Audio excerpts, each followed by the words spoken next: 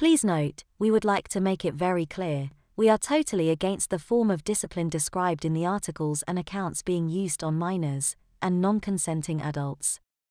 Although some of these accounts are fictional, and others may be an exaggerated reality, none of them are too far from the truth of what really happened back in those days. Witnessing punishment. Whilst it certainly was humiliating to be punished in class in front of other pupils, I felt it was also humiliating to witness the punishment.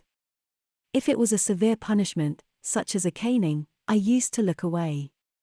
I always felt sorry for the person being caned, especially if it was for a trivial offense such as failing to bring a book. If a child had to be punished at all, it was best carried out in the office of the head with just the two people present. At one school I worked at, the headmaster would ask a male member of staff to witness when he caned boys, and the senior mistress would find a female to watch her cane girls. Several of the staff said they felt uncomfortable having to do this duty, and one actually refused.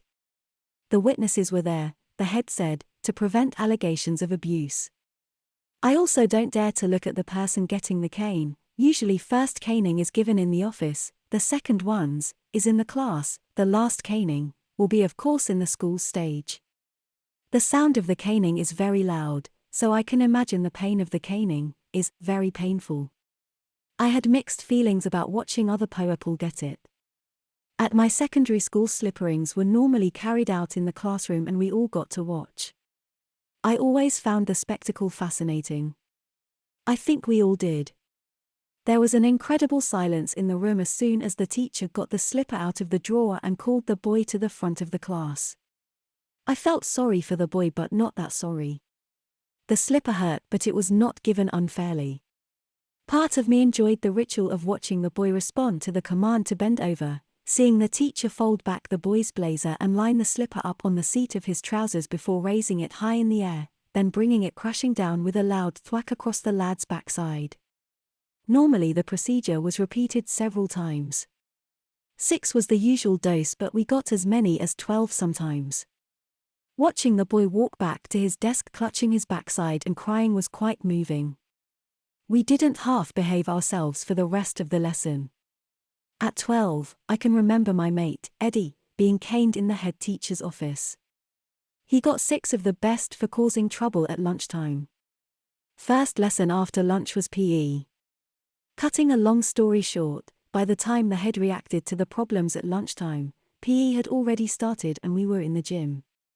He got pulled out of PE to see the head teacher, who also called me and another lad, Carl. Eddie got 6 of the best.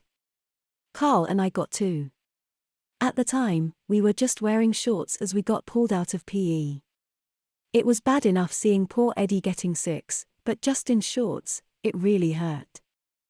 I was given the strap on the hands in Canada. Second offense in 1 year meant 6 on each with a rubber-like tools. Having my grade 6 teacher there to witness, female, was extremely humiliating.